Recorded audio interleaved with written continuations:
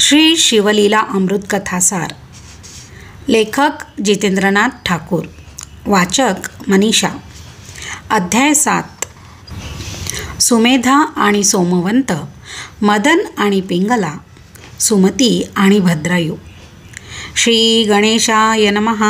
हे पार्वतीपते, तुझा जय जयकार असो. तुझ्या भाई अग्नियुक्त तृतीय नेत्र आहे. तू आपल्या मस्तकावर चंद्रकोर धारण करतोस. तुझ्या अंगावरील सर्पाची भूषणे खूप शोभून दिसतात. तू कोट्यावधी सूर्यासमान तेजपुंज आहेस. तू विश्वव्यापक आहेस. विश्वाचा स्वामी आहेस. तू सर्व भूतांचा अधिपती आहेस. तू अनंत आहेस, अमूर्त आहेस, तसा मूर्तिमानही आहेस. तू विश्वाचा पालक आहेस. तू रमापतीला अत्यंत प्रिय आहेस. तू परमानंद स्वरूप आहेस. परात्पर, पंचमुख, 15 नेत्र असलेला, प्रत्येक मुखास 3 नेत्र याप्रमाणे परमपावन, परममंगल व अत्यंत शुभ्र वर्णाचा आहेस. तू सनातन परब्रह्म आहेस. अत्यंत दयाळू व हसतमुख आहेस. तुझ्या गुणवर्णनाने मनाला शांती लाभते. हे शंभू महादेवा, 6व्या अध्यायात तू श्रीधराकडून आपले गुणवर्णन करविलेस. अत्यंत पवित्र असे सीमंतिनी आख्यान वदविलेस. व्यासांनी निर्मिलेल्या पुराणकथा सुताच्या मुखाने तूच श्रोत्यांना ऐकवितोस. तुझी लीला अगाध आहे. मी तुला नमस्कार करतो. ही स्तुती ऐकून शंकर प्रसन्न झाला. त्याने आणखी एक कथा सांगण्याची प्रेरणा दिली. ती आत्मकथा अशी आहे. सुमेधा आणि सोमवंत यांची कथा. विदर्भ नगरात वेदमित्र नावाचा एक सुशील ब्राह्मण राहत होता. त्याला सुमेधा नावाचा एक गुणवान पुत्र होता. वेदमित्राला एक मित्र होता. त्याचे नाव सारस्वत. तो वेदशास्त्र संपन्न होता. सोमवंत हा त्याचा पुत्र. सुमेधा आणि सारस्वत हे दोघेही जिवलग मित्र होते. त्यांनी दशग्रंथाचे चांगले अध्ययन केले होते. त्यांना पुराण ग्रंथही मुखोद्गत होते. ते 16 वर्षाचे झाले तेव्हा त्यांचे जनक त्यांना म्हणाले, मुलांनो, तुम्ही दोघांनी ब्राह्मणांना अपेक्षित असणारी सर्व विद्या चांगल्या प्रकारे आत्मसात केली आहे. आता राजाची भेट घेऊन त्याला आपल्या बुद्धीची व विद्येची चमक दाखवा. त्यांच्याकडून धन मिळवा. मग आम्ही योग्य वधू पाहून तुमचे विवाह करून देऊ. पितृआज्ञेने ते दोघे ब्राह्मण कुमार राजाला भेटले. त्याच्या सन्मुख त्यांनी आपले विद्या वैभव प्रकट केले.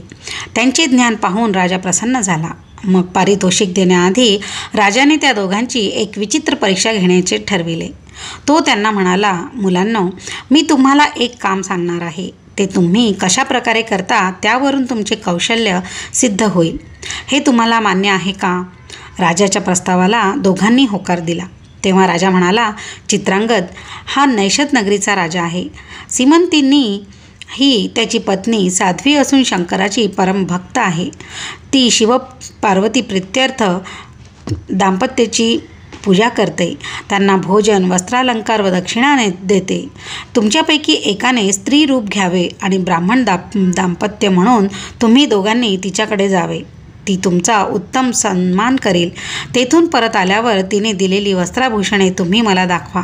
म्हणजे तुम्ही खरोखरच विद्वान आणि चतुर आहात हे सिद्ध होईल. मग मीही तुम्हाला भरपूर द्रव्य देईन. माता, पिता, गुरु आणि राजा यांचे वचन कधीही मोडू नये असे म्हणतात. ते ऐकून दोघे विप्रकुमार विचारात पडले. ते राजाला म्हणाले, महाराज, हे तर मोठेच निंद्य कर्म आहे. स्त्री वेशधारी पुरुष पाहता सचेल स्नान करावे असे शास्त्र सांगते. अन्यथा स्त्री वेश धारण करणारा आणि त्याला पाहणारा अशा दोघांचेही अधःपतन होते. स्त्री वेशधारी पुरुष या अनुचित कर्मामुळे जन्मोजन्मी स्त्रीच होतो.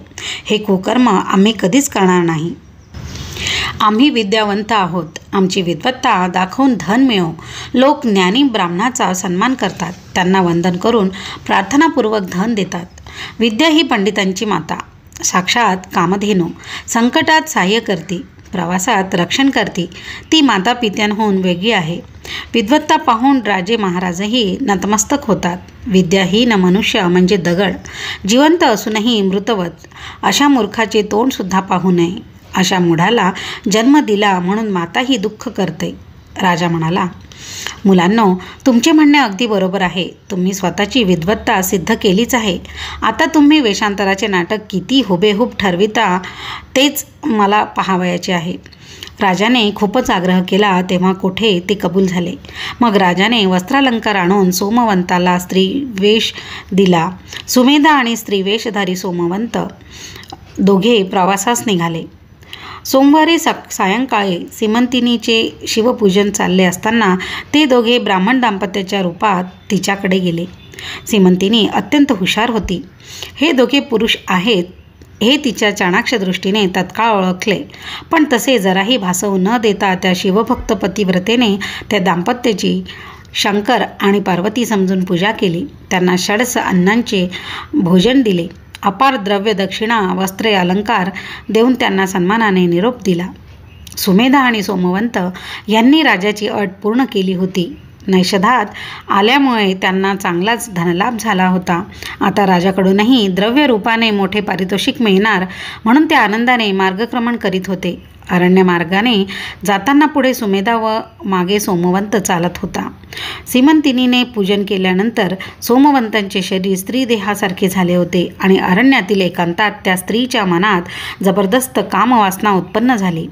ती सुमेधाशी प्रणयोत्सुक संवाद करू लागली आणि म्हणाली, प्राणनाथा, या वनातील वातावरण किती रम्य आहे. प्रेमी युगलांना आवडेल असे आहे. या संधीचा लाभ घे. मी कामरूपी अग्नीने अगदी व्याकुळ झाले आहे, तरी सहवास करून माझे अंग प्रत्यंग शांत कर. ते ऐकून सुमेधाला मोठे आश्चर्य वाटले. सीमंतिनीच्या तपोबलामुळे सोमवंताला स्त्रीरूप प्राप्त झाले आहे याची सुमेधाला कोठून कल्पना असणार. म्हणून तिच्या डोळ्यातील कामुक भाव व तिची कामपूर्तीची याचना ऐकून तो सदर्च झाला. सोमवंताला म्हणाला, मित्रा, अरे थट्टा नको. आपले नाटक पूर्ण झाले आहे. आता तू स्त्री वेश काढून दे बरं. पण स्त्री झालेला सोमवंत ऐकेच ना. तिने अनिवार कामवासनेने जमिनीवर अंग टाकले आणि ये प्राणनाथा ये, माझी कामाग्नी शांत कर असे म्हणून त्याला ओढू लागली. सुमेधाला स्त्री वेशधारी सोमवंताचे हे वर्तन अपेक्षितच नव्हते. त्याने सोमवंताला झिडकारले आणि म्हणाला, हे भलते सलते तू बरवू नकोस. कोणी ऐकले तर लोक काय म्हणतील. तू आणि मी गुरुबंधू आहोत, ब्रह्मचारी आहोत. तेव्हा स्त्री झालेला सोमवंत म्हणाला, गुरुबंधू होतो, पण आता नाही. माझे अवयव पहा. माझे पुरुषत्व जाऊन मी स्त्रीरूप झालो आहे. तू माझी कामेच्छा पूर्ण कर. सुमेधाने त्याच्याकडे नीट निरखून पाहिले तेव्हा त्याला आश्चर्याचा धक्काच बसला. आपण केलेले नाटक उग्र वास्तविकता धारण करून समोर ठाकले आहे हे त्याच्या लक्षात आले. ती स्त्री त्याची चुंबने घेऊन एकसारखी त्याच्या अंगलट येत होती, निर्लज्ज वर्तन करीत होती, पण तो बदला नाही. अरण्यातील एकांत आजूबाजूला कोणीही नाही. बरोबर सधन घराण्यातील तरुण सुस्वरूप स्त्री, तीही कामप्रेरित होऊन सर्वस्व आणि अर्पण करण्यास तयार झालेली. अशा प्रकारे सर्व अनुकूलता असूनही ज्याच्या मनात तिच्याविषयी जराही अभिलाषा निर्माण होत नाही तो पुरुष धन्य होय. तो साक्षात शंकरच. सर्व तीर्थे त्याच्या सन्मुख विनम्र होतात. जो सत्यवचनी आहे, जो नित्य सत्कर्मे करतो, ज्याच्या मनात जराही धनासक्ती नाही, विद्वान पंडित असूनही ज्याला जराही गर्व नाही, लोकांनी कटुवचनांनी कितीही निंदा केली तरी खेद न मानता जो आनंदात राहतो, दुसऱ्याचे दोष ऐकून वा पाहूनही जो त्याची अन्यत्र कधीच वाच्यता करीत नाही, तो नर शंकर स्वरूपच जाणावा. जो स्त्री पुरुष असा भेदभाव करीत नाही, जो चराचरात गुरुरूप पाहतो, तो आपली तपश्चर्या, दातृत्व, पुण्यकर्मे व सत्कृत्ये लोकांमध्ये सांगत नाही, जो पंडित आणि मूर्ख यात भेद करून एकाचा सत्कार व दुसऱ्याचा धिक्कार करीत नाही, जो सगळ्यांना सारखी वागणूक देतो, ज्याच्या मनात आपपर भावाला जराही थारा नाही, जो आपली कीर्ती व्हावी अशी अपेक्षा करीत नाही, तो शिवस्वरूपच होय. जो आपल्या अभ्यासाचा टेंभा मिरवित नाही, लोकांनी आपले शिष्यत्व पत्करावे असे ज्याच्या मनातही येत नाही, ज्याच्या सर्व चित्तवृत्ती विरून गेल्या आहेत, जो एकांतप्रिय आहे, भ्रांती नष्ट झाल्यामुळे जो अखंड समाधीत असतो, जो सर्वस्व गेले तरीही खंत करीत नाही, तो शिवस्वरूपच होय. कवी श्रीधर म्हणतो, असे पुरुष म्हणजे साक्षात ब्रह्मानंदच. त्या परमहंसाच्या पायातील पादुका होऊन राहावे. सुमेधा खरोखरच विवेकी होता. त्याने त्याही परिस्थितीत धैर्य बाळगले. स्त्रीरूप झालेल्या सोमवंताला अनेक प्रकारे नीट समजविले. आधी आपण गावी जाऊ आणि मगच काय तो विचार करू असे सांगून त्या स्त्रीला घरी आणले. सारस्वत ब्राह्मणाला बोलावून सर्व प्रकार त्याच्या कानावर घातला. ते ऐकून त्या पित्याला मोठा धक्काच बसला. तो छाती पिटत राजाकडे गेला आणि घडलेल्या प्रकाराबद्दल त्याला मोठमोठ्याने ओरडून दूषणे देऊ लागला. म्हणाला, अरे दुर्जना, हे तू काय केलेस? माझ्या मुलाला अनुचित कर्मास प्रवृत्त करून तुला कोणते असुरी समाधान मिळाले? तुझी बुद्धी अशी कशी चळली? माझा एकुलता एक मुलगा, तोही वेदशास्त्र संपन्न, पण तू त्याचा घात केलास. तुझ्यामुळे माझा निर्वंश झाला.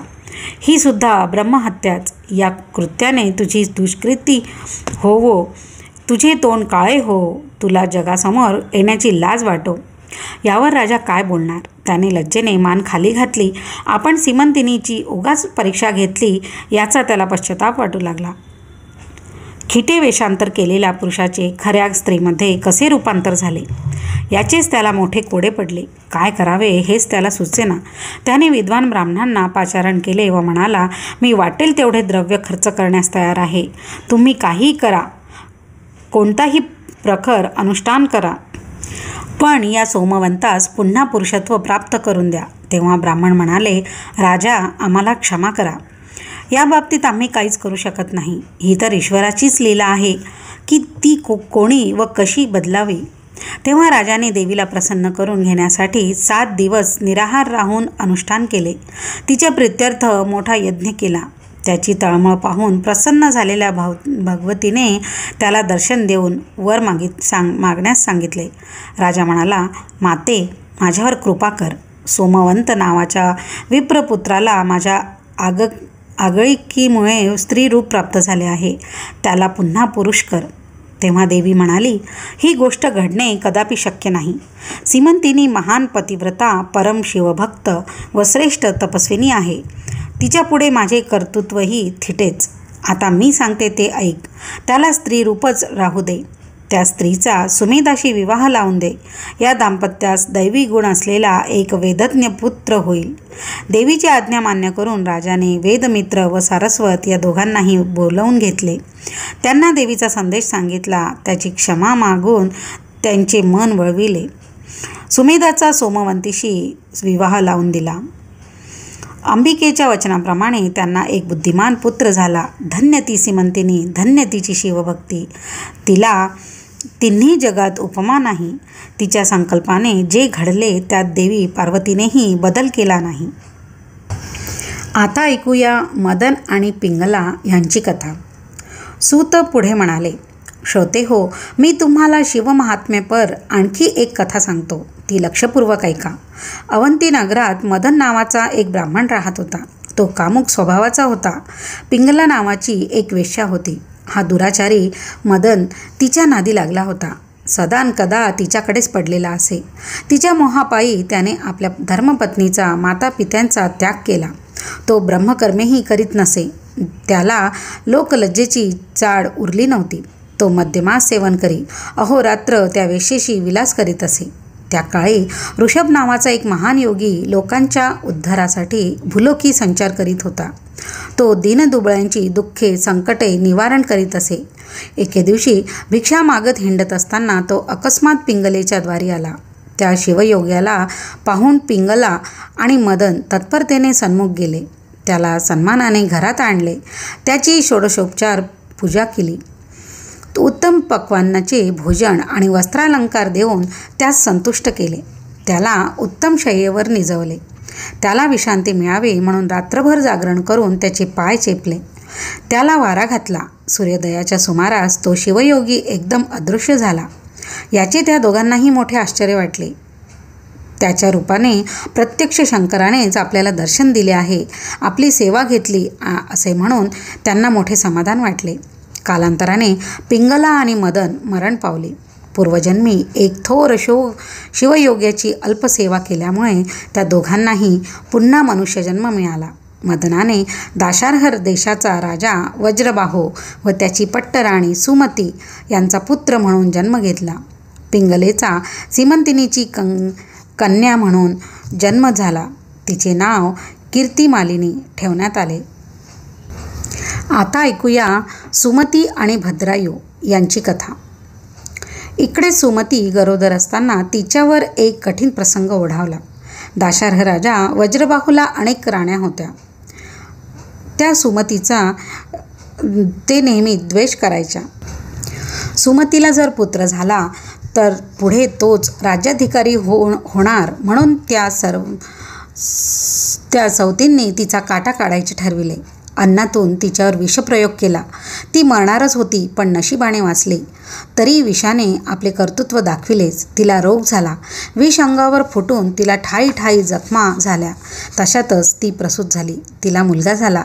त्याच्याही अंगावर फोड होते. त्यातून अहोरात्र रक्त व पू गळत असे. पडलेल्या क्षतांमुळे दुर्गंधी येत असे. राजाने अनेक नामांकित वैद्य बोलावले.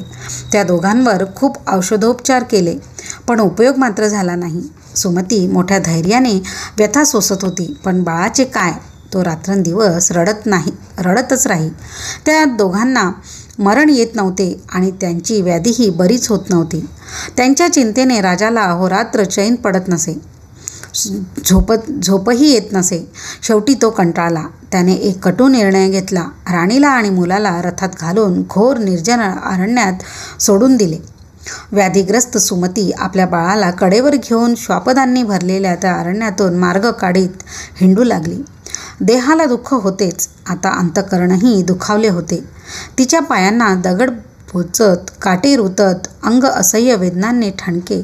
ती आक्रोश करायची, रडायची, कधी शुद्ध हरपून कोसळायची, तहानेने व्याकुळ व्हायची. तेथे तिचे अश्रू पुसणारे, तिच्या वेदनेवर सांत्वनपर शब्दांची फुंकर घालणारेही कोणीच नव्हते. सुमती शंकराचा धावा करायची. म्हणायची, हे शंभू महादेवा, तुला माझी दया कशी नाही येत रे? तू जगाचा आत्मा आहेस ना, भक्त रक्षक अशी तुझी त्रिजगती कीर्ती. मग माझी उपेक्षा का करतोस? हे कैलासपती, तू जगाला वंद्य आहेस. मूर्तिमंत ब्रह्मानंद आहेस. वेदशास्त्रे तुझे अखंड गुणगान करतात. हे त्रिनेत्रा, हे पंचवदना, तू त्रिदोषांचे निवारण करणारा, जगाचे आदिस्वरूप, अजन्मा, अजित आणि धवल वर्णाचा आहेस. तू माझा उद्धार कर. मला जन्ममरणाच्या दृष्ट चक्रातून सोडव. तू अनादिसिद्ध आहेस. कोणालाही तुझा थांग लागत नाही. तू गुणातीत आहेस. सद्गुणांचे वैभव आहेस. तूच हे मायारूपी चक्र चालवितोस. विश्वाला अंतर्बाह्य व्यापून असलेल्या हे जगदोगुरा गुरो, मी तुला शरण आहे. माझ्यासाठी तू धावत ये आणि मला मार्ग दाखव. रामाने टाकलेल्या सीतेप्रमाणे आणि नलराजाने सोडून दिलेल्या दमयंतीप्रमाणे सुमतीची अवस्था झाली होती. एकेकाळी महान ऐश्वर्य भोगणारी ही पट्टराणी आज भयंकर हाल अपेष्टा सहन करत होती. वनात वाघसिंहाच्या गर्जना ऐकून ती मूर्छित पडायची. तिचे करुण रुदन ऐकून पशुपक्षीही रडायचे. पक्षी आपले पंख पसरून तिच्यावर सावली धरायचे. चोचीतून पाणी आणून बाळावर शिंपडायचे. मध आणि फळांचे मधुर रस त्यांच्या तोंडात घालायचे. वनगायी शेपटीने वारा घालायच्या. त्या सर्वांचे ते प्रयत्न पाहून राणीलाही भरून यायचे. अशा प्रकारे ती राजपत्नी असहाय्य दीन अवस्थेत राणीवनी हिंडत असताना काय घडले ते ऐका. गावी माल विकणारा एक वाणी बैलांवर सामान लादून आपल्या सेवकांसह एके दिवशी अरण्यमार्गाने जात होता. त्याचे लक्ष सुमतीकडे गेले. त्याने तिला व तिच्या मुलाला आपल्याबरोबर घेतले. प्रवास करीत तो वाणी वैश्य लोकांचीच वस्ती असलेल्या वैश्यनगरास आला. पद्माकर नावाचा एक श्रीमंत शेठ तेथील अधिपती होता. तो मोठ्या मनाचा, भाग्यवान, नाना वस्तूंचा संग्रह करणारा आणि गुणग्राहक असा होता. त्याने आपुलकीने सुमतीची चौकशी केली. तिचे पूर्ववृत्त जाणून घेतल्यावर त्यालाही खूप वाईट वाटले. तो रडू लागला. एक दीर्घ निश्वास टाकून तो तिला म्हणाला, हे मुली, तू आजपासून माझी धर्मकन्या आहेस. तुझ्यासारखा दुर्धर प्रसंग वैऱ्यावरही येऊ नये. आता काळजी तू करू नकोस. यापुढे तू येथेच राहायचे. मी तुला जवळच एक घर घेऊन देतो. पद्माकर वैश्याने सुमतीला व तिच्या मुलाला आश्रय दिला. तिच्या उदरनिर्वाहाची व्यवस्था केली. या मायलेकरांना बरे वाटावे म्हणून वैद्यांकरवी अनेक उपचार केले, पण उपयोग मात्र झाला नाही. तेव्हा सुमती म्हणाले, तात, आता शंकरच माझा वैद्य. त्याची कृपा झाली तरच आमचा रोग बरा होईल. तिची निराशा तिच्या मुखावर स्पष्ट दिसत होती. असेच काही दिवस लोटले. एके रात्री तो मुलगा मरण पावला. सुमतीच्या जगण्याला तो मुलगाच एकमात्र दिलासा होता. दैवाने तोही हिरावून घेतला. तिच्या शोकाला पारावर उरला नाही. पद्माकर तिची समजूत काढू लागला. लोक जमले, तेही तिचे सांत्वन करू लागले. रात्र सरली, सकाळ झाली. मंडळी अंत्यविधीच्या तयारीस लागली. तेव्हा योगायोगाने ऋषभ नावाच्या एका थोर शिवयोग्याचे तेथे आगमन झाले. आता ऐकूया ऋषभाचा सुमतीला विरक्तीपर उपदेश. त्याला पाहून सुमतीला मोठा धीर आला. या तपस्व्याने कृपा केली तर आपला पुत्र जिवंत होईल अशी आशा तिच्या मनात निर्माण झाली. त्याही प्रसंगी पद्माकराने त्याचे स्वागत केले, त्यांची पूजा केली. सुमतीनेही त्यांना वंदन केले. तेव्हा तो म्हणाला, सुमती, रडून रडून एवढा शोक कशासाठी करीत आहेस? तुझे पूर्वजन्मीचे मातापिता, आप्त, पती, पुत्र हे सर्व आज कोठे आहेत सांगशील? 84 लक्ष योनी फिरत आली आहेस. तेथील तुझे सगळे सोयरे कोठून आले, कोठे गेले तेही सांग. पुढे जन्ममरणाचे असे कितीतरी फेरे घालायचे आहेत, याचा कधी तू विचार केला आहेस का? पूर्वीच्या आप्त स्वकीयांचे तुला कधी दुःख वाटत नाही आणि आता पुत्र गेला म्हणून विलाप करतेस? लोक ज्या जातीत, ज्या कुळात, ज्या वर्णात शरीर धारण करतात त्या जातीवर्णाच्या अभिमानाने नाचतात, पण कुळात आपण कोठून आलो याचा जराही शोध घेण्याचा प्रयत्न करीत नाही. तू हा पुत्र कोठून आणलास? तो मेल्यावर कोठे गेला? तू आणि जमलेले हे सर्व लोक पुढे कोणत्या योनीत जाणार आहात? काही सांगशील? आत्मा हाच अमर आहे, नित्य व शाश्वत आहे. तो कोणाचा बंधू नाही, तो कोणाचा पुत्र नाही. शरीर क्षणभंगूर आहे आणि नाशवंत आहे. ज्या शरीरासाठी तू शोक करीत आहेस ते तर प्रेतरूपाने तुझ्या समोरच पडले आहे. अगं, पाण्यावर तरंग उडतात आणि विरून जातात, मृगजळही दिसते, पण या गोष्टी अशा मिथ्या आहेत. तसेच शरीरही मिथ्याच. चैतन्य अडून तयार झालेली एक लाट. तिचा शोक कशासाठी करायचा? चित्रातील वृक्षाच्या सावलीत कोणी जाऊन बसले, चित्रातील अग्नीने घर जळाले, चित्रातील पाण्याचा प्रवाहातून कोणीतरी वाहून नेले का? वंधेच्या मुलाने द्रव्य कमवून आणले, भीष्माच्या कन्येचे हनुमंतांशी लग्न झाले, वाऱ्याचा मंडप वाळूच्या दोराने घट्ट उभारला, शिंपीत भासणारे रूपे पात्रात जमवून त्याने आकाशपुष्प सजविले, कासवीच्या दुधाचे तूप मिळवून मृगजळातील माशांनी दीप प्रज्वलित केला आणि पायात चाळ बांधून नाचत असलेले जन्मांधानी ते डोळे भरून पाहिले. चित्रातील चोरांनी सापाच्या कानातील कुंडले चोरून नेली, हे कधीतरी शक्य आहे का? हे जसे मिथ्या तसाच प्रपंचही मिथ्या आहे. त्याला खरे कसे मानावे? आता जे मुळातच अशाश्वत आहे त्याबद्दल शोक करणे व्यर्थच नाही का? या शरीराबद्दल मी काय सांगू? हे तर कष्टरूपी वृक्षांचे उद्यान आहे. हे सर्व रोगांचे भांडार, कृमी कीटकांचे माहेरघर, पापाचा समुद्र, भ्रांतीचे अथांग आकाश, रक्त, मांस, श्लेष्मा, नसा व अस्थींची एकत्र बांधलेली चर्मवेष्टीत मुळीच आहे. मातेचा विटाळ व पित्याचे रेत याचे संमिश्रण, मुळातच अपवित्र. ते गोमूत्र शिंपडून वा डोक्याचे मुंडन करून पवित्र कसे होणार बरे? मुली, गुरुला शरण गेले नाही तर प्राण्यांचा उद्धार कसा होणार? कल्पांतपर्यंत कोट्यवधी फेरे घेतले तरी ते मुक्त होणार नाहीत. सुमती, तुझे जन्मोजन्मीचे पती कोठे आहेत ते तू सांगू शकशील का? म्हणूनच म्हणतो, हा सगळा मायेचा पूर आहे, हे तू लक्षात घे. वेळीच सावध हो. त्रिगुणरूपी बांधकाम साहित्य आणि पंचभूतांचे वासे जोडून तयार केलेल्या या शरीररूपी घराची आसक्ती तू धरू नकोस. याला केव्हा अग्नी लागेल काही भरवसा नाही. देह म्हणजे मृगजळ, देह म्हणजे स्वप्नसृष्टीतील साम्राज्य. तरीही प्राणी धन धान्य पुत्रादिकांची इच्छा धरतात. याला काय म्हणावे? गंगेमध्ये 2 काष्टांनी एकत्र यावे, काही काळ जोडीने प्रवाहातून जावे आणि अंती विलग व्हावे, पुन्हा कधी न भेटण्यासाठी. पती पत्नीचे प्रपंचातील सहजीवन अगदी तसेच असते. जेवढा ऋणानुबंध तेवढाच सहवास. कितीतरी पक्षी झाडावर येऊन बसतात, थोडा वेळ विसावतात आणि दुसऱ्या झाडावर मग निघून जातात. अपत्ये त्या पाखरांसारखीच असतात. ऊन लागते म्हणून वाटसरू झाडाच्या सावलीत असतो. ऊन सरले की मग निघून जातो. सगळे सोयरेही असेच ते असतात. हा खेळ सतत चालूच असतो. आल्या गेल्या पाखरांची व पाणथस्थांची चिंता वृक्ष करतो का? नाही ना. मग आपण तरी दुःख का करावे आणि गेलेल्यांबद्दल शोक करून हाती काही लागतही नाही. अर्थात प्रपंच हा नुसता खेळ आहे, सत्य नव्हे. आपण त्याला सत्य मानतो हेच मोठे अज्ञान. हीच माया, हीच प्रपंच भ्रांती. या मायामय प्रपंच वृक्षावर जीव आणि शिव हे 2 पक्षी बसलेले आहेत. शिव हा सर्वसाक्षी आहे, नित्य सावध आहे. तो कशातही गुंतत नाही. तो सर्व काळ अलिप्त असतो. जीवाचा स्वभावच वेगळा. तो विषयरूप फळे खातो. ती भक्षण केल्याने त्याला स्वतःचाच विसर पडतो. आपण वास्तविक कोण आहोत, आपले स्वरूप कसे आहे हे त्याला कळतच नाही. तो जन्ममरण भोगत राहतो. त्यामध्ये एखादा पुण्यवंत जीव सद्गुरूला शरण जातो. तो पुण्यवंताला त्याचे निजस्वरूप दाखवतो. मग तो स्वतः शिवस्वरूप होऊन शिवाची भक्ती करतो. शिवयोगी ऋषभाच्या मुखातून ते दिव्य निरूपण ऐकून पद्माकर आणि सुमतीला धन्य धन्य वाटले.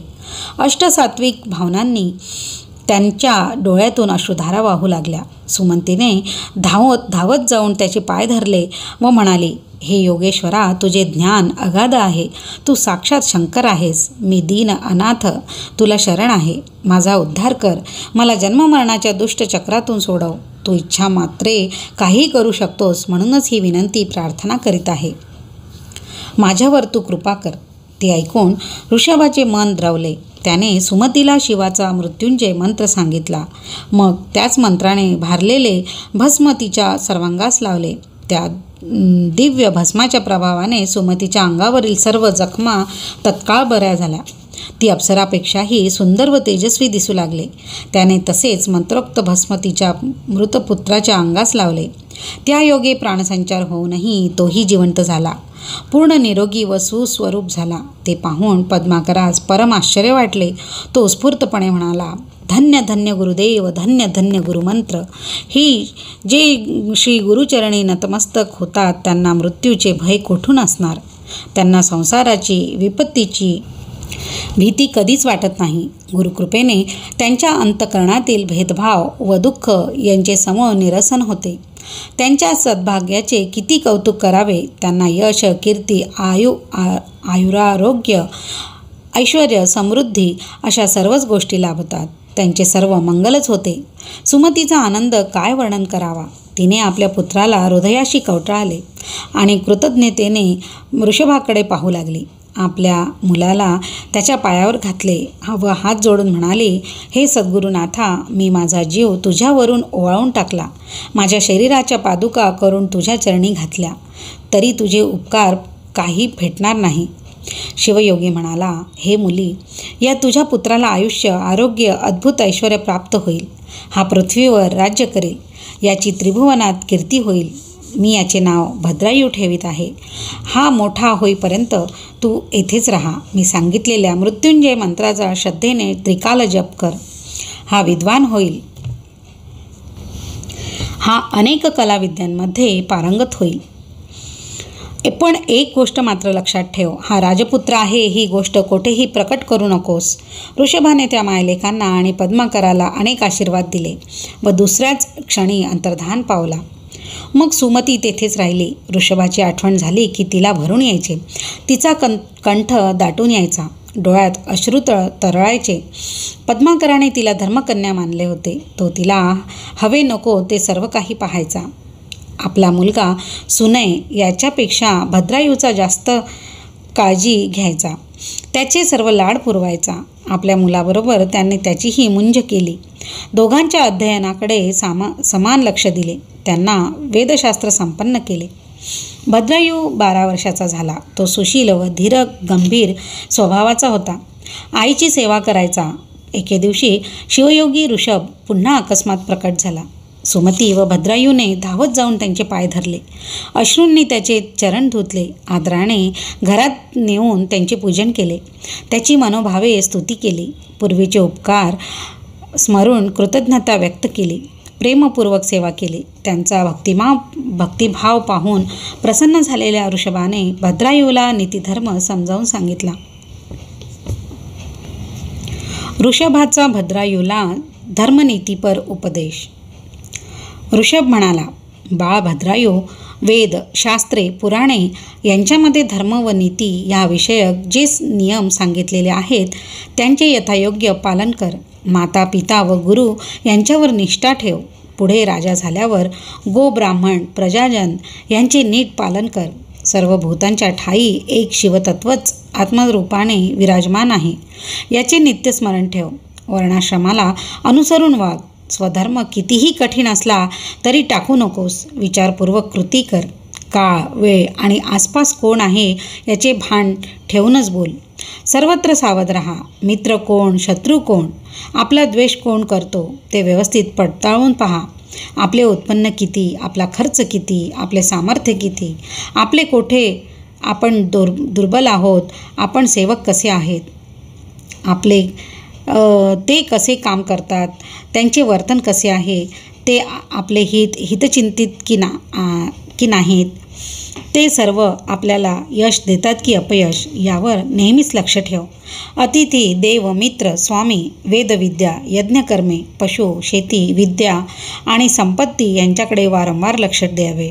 त्यांची नीट काळजी घ्यावी. त्यांची अभिवृद्धी कधी होईल याचा सतत विचार करावा. आपली मुले, आपली पत्नी, शत्रू, दास, घरातील घटना व प्रसंग, आजारपण यांची कधीही उपेक्षा करू नये. त्यांच्याकडे दुर्लक्ष झाल्यास मोठी हानी होऊ शकते. विद्वान, ज्ञानी व सज्जन असे आचरण करतात तसेच वागावे. लोकांच्या कल्याणाची इच्छा धरावी. माता, पिता व साधू यांची प्राणांतीही निंदा करू नये. वैश्वदेव करीत असताना कोणी अतिथी आल्यास त्याची जात पाहू नये. त्याला विश्वस्वरूप, शिवस्वरूप मानून अन्न, वस्त्र द्यावे. नेहमी परोपकार करावा. कोणत्याही प्रकारे परपीडा करू नये. जो गो ब्राह्मणांचे रक्षण करतो तोच सुज्ञ. वादविवाद, निंदा या गोष्टी टाकून शिवस्मरण करतो तोच मौन होय. शंकराचे स्मरण करणे, त्याची सेवा करणे हीच मोठी तपश्चर्या आहे.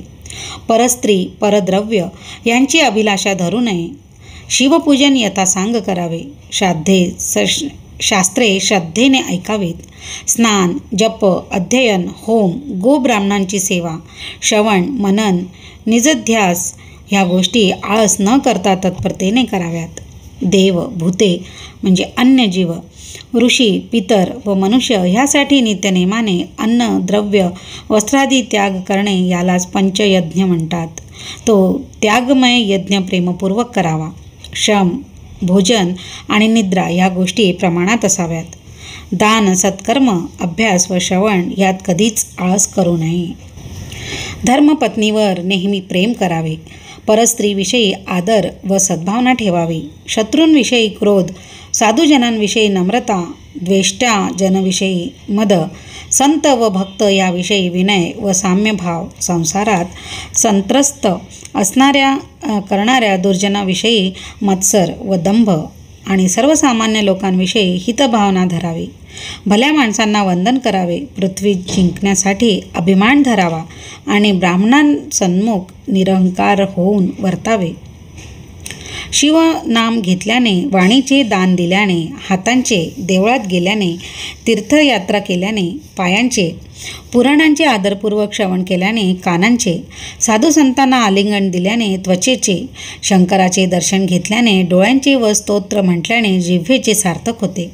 हे लक्षात घेऊन आपल्या इंद्रियांना तसे वळण लावावे. शंकराचे नित्य ध्यान करावे. त्याने हलाहल प्राशन करून जगाला संकटातून सोडविले. त्याच्याप्रमाणे आपले जीवन लोककल्याणासाठी कसे उपयोगी पडेल याचा विचार करावा. शिवनिर्माल्य हुंगावे. दीन, अनाथ व अज्ञानी जनांना मदत करावी. ईश्वरावर प्रेम करावे, संतांशी मैत्री करावी, देवांचा द्वेष करणाऱ्यांची उपेक्षा करावी, योग्य काळी निद्रा घ्यावी, आहार विहारावर नियंत्रण असावे, मृगयाही नीतीने करावी, विद्या, मैत्री व पुण्यप्राप्ती यांचा हव्यास नको, उत्साह, धैर्य, दान व धारणा हे गुण नेहमी वाढते असावेत. आपले धन, आयुष्य, गृहकलह, मैथून, औषध, मंत्रविद्या, गुरुमंत्र, दिलेले दान, आपला मान व झालेला अपमान याविषयी कुठेही वाच्यता करू नये. गावाच्या सभेत कर्मभ्रष्ट, वेदविरोधी, लबाड, धूर्त, चहाडखोर, चोर, व्यभिचारी, पापी, कपटी, चंचल, नास्तिक, पोरकट व खोटे बोलणारे असे लोक नसावेत. निंदा करणारे, शिवभक्तीस विरोध करणारे, मद्यपी, गुरुपत्नीशी व अगम्य स्त्रीशी संग करणारे, वाटमारे, कृतघ्न, धर्मनष्ट यांचे दर्शन करू नये. पत्नी, पुत्र व धन यांची जराही आसक्ती नसावी. त्यांच्याशी कर्तव्यबुद्धीने वागावे. संसारात अलिप्त असावे. बंधू, सोयरे, सासू सासरे, स्वजन यांच्याशी तेवढा संबंध ठेवावा. भलत्या गोष्टीची हाव धरू नये. शिवभक्ताने आपल्या मस्तकी, कंठी, दंडात व मनगटात रुद्राक्ष धारण करावे. शिवपूजन प्राणांतीही सोडू नये. नेहमी शिवकवच म्हणावे. शिवकवच म्हणून सर्वांगी भस्म चर्चिले असताना रणांगणात शस्त्रास्त्र बाधा होत नाही. मृत्युंजय मंत्राचे सामर्थ्य फार मोठे आहे. त्या मंत्राचे निष्ठेने नित्य पठन केल्यास अपमृत्यू येत नाही. मृत्यू भय नाहीसे होतं.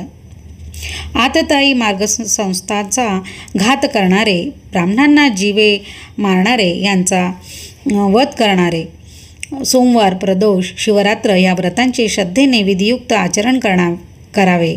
शिवकीर्तन, हरिकीर्तन ऐकण्यास जावे. ते लक्षपूर्वक श्रवण करावे. महापर्व, कुयोग, श्राद्ध, व्यतिपात, वैधृती व संक्रांत या काळात स्त्रीसंग करू नये. ग्रहण काळात भोजन करू नये. शास्त्राला प्रमाण मानून सत्पात्री दान दिल्याने ऐश्वर्य वाढते. अयोग्य व्यक्तीस दान दिल्याने दरिद्र येते.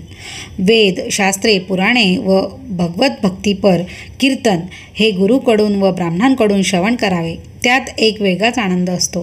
गुरु व ब्राह्मण यांना दान दिल्याने पुण्य तिप्पट होते. पूज्य माणसाचा अपमान करून अपूज्य माणसांचा सन्मान केला तर भय उपजते, दुर्भिक्ष येते व कधीही मरण ओढवते. खोल विस्तीर्ण प्रवाहात उडी मारणे, महापुरुषाशी भांडण करणे व बलवंताला आव्हान देणे ही अनर्थाची द्वारे आहेत. हाताची शोभा कंकणांनी आणि मुद्रिकींनी वाढत नाही, ती दानाने वाढते. कानात कुंडले घालून काय उपयोग? चांगल्या गोष्टी श्रवण करणे यातच त्यांची सार्थकता. सुंदर पत्नी, उत्तम व रसाळ वाणी, उत्तम चारित्र्य व औदार्यादी सद्गुण असणाऱ्यांचे जीवित सफल होय. स्पष्ट बोलणे, खरे बोलणे हेच वाणीचे व्रत होय. जे विद्यावंत असतात त्यांच्या सन्मानार्थ तत्काळ काही ना काही तरी द्यावे. संकटकाळी धैर्य धरावे. वादात वाणीने विजय मिळवावा. युद्धात पराक्रम करावा. याचकांना विन्मुख पाठवू नये. भोजनाला बसताना पंक्तीला ब्राह्मण असावा, मित्र असावा, पुत्र असावा. ज्या मार्गाने हत्ती घोडे जाऊ शकतात त्याच मार्गाने चालत जावे. जेथे शिवलिंगाचे पूजन होत नाही तेथे मुद्दाम जाऊन पूजन करावे. अनाथ बेवारशी प्रेताला अग्निसंस्कार करणे, त्याचे क्रियाकर्म करणे हे अतिशय पुण्यप्रद होय. ब्राह्मणांचा द्वेष करणे ह्यासारखे घातक विष नाही.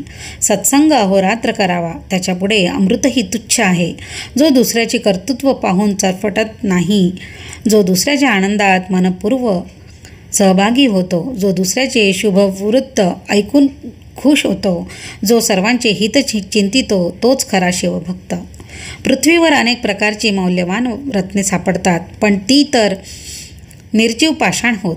खरी 4च मोठी रत्ने आहेत आणि ते म्हणजे अन्न, पाणी, सुभाषिते व औदार्य.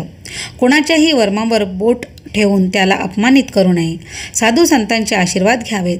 ईशकृपेने भाग्योदय झाला तरी स्वधर्म सोडू नये. पूर्वीच्या शत्रूने आता मित्रत्व केलेले असले तरीही त्याच्यावर विश्वास ठेवू नये. गर्भवती स्त्री जशी गर्भाची काळजी घेते तशी राजाने प्रजेची काळजी घ्यावी. गुरु व शंकर हे एकरूपच आहेत, त्यांच्यात कधीही भेदभाव करू नये. आपले भाग्य, आपली विद्या यांचा गर्व करू नये. सौंदर्याने मनुष्य शोभून दिसतो, त्यात त्याने सद्गुणरूपी अलंकार धारण केले असले तरी ते सौंदर्य कधीच अधिकच खुलते. जर तो ज्ञानी असेल तर उत्तमच. अशा ज्ञानी मनुष्याच्या अंगी दया, क्षमा व शांती असेल तर तो सर्वश्रेष्ठ होय. कुल, शील, विद्या, धन, राज्य, तप, रूप आणि यौवन या 8 गोष्टींचा फार लवकर गर्व होतो.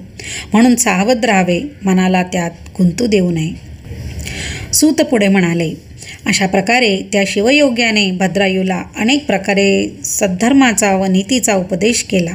त्या उपदेश वचनांचे पालन केल्याने आपल्याला जगत व्यवहारात अडचणी येणार नाहीत. कवी म्हणतो, हा 7वा अध्याय म्हणजे कैलास पर्वत, त्यावर उमा रमण वास करतो. याचे पारायण हीच गिरीप्रदक्षिणा. ती करणाऱ्या सद्भक्तांना निर्दोष यश मिळते. किंबहुना हा अध्याय म्हणजे हिमालय. भक्ती ही त्याची कन्या उमा, तिच्याशी विवाह करून तो शंकर जणू सासऱ्याच्या घरीच राहिला आहे. पुढील अध्यायात शिवयोगी भद्रायूवर कृपा करतो याविषयीचा कथाभाग आहे. तो अध्याय श्रवण केल्याने विद्वानांना ब्रह्मानंद होईल. श्रीधराला वर देणाऱ्या सद्गुरू ब्रह्मानंद यतींद्र हा संसाररूपी हत्तींचे विदारण करणारा सिंहच होय. तो आनंदाचा सागर आहे. जगाचा गुरु व जगाचा आत्मा असणाऱ्या शंकराच्या स्वरूपाशी एकरूप झालेला आहे. स्कंद पुराणातील ब्रह्मोत्तर खंडात असलेल्या शिवलीला अमृत या महान ग्रंथाचा हा 7वा अध्याय अतिशय गोड आहे. सज्जनांनी तो नेहमी श्रवण करावा. अशा प्रकारे अध्याय 7वा समाप्त झाला. श्री सांब सदा शिवार्पणमस्तु.